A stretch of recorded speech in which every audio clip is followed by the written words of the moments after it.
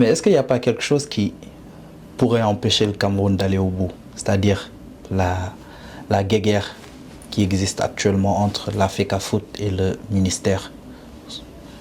Ben, on voit l'équipe être en otage. On espère que ça ne va pas empêcher le Cameroun d'aller au bout de la compétition. C'est clair que quand Pourquoi vous espérez que... Bon...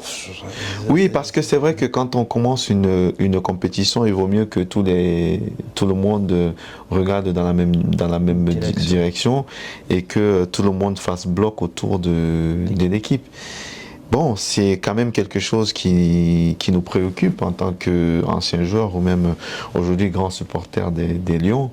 On aimerait que ça s'arrange, qu'il y ait de l'harmonie autour de la sélection nationale et que tout le monde puisse accompagner ces jeunes aujourd'hui à, pourquoi pas, réaliser ce que nous, on a pu réaliser.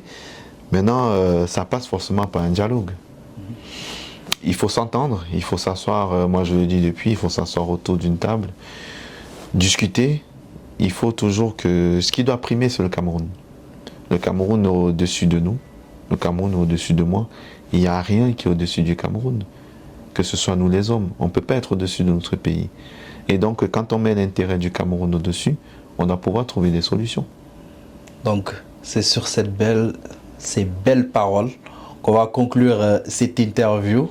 Merci Benjamin de nous avoir accordé ce temps d'échange très riche.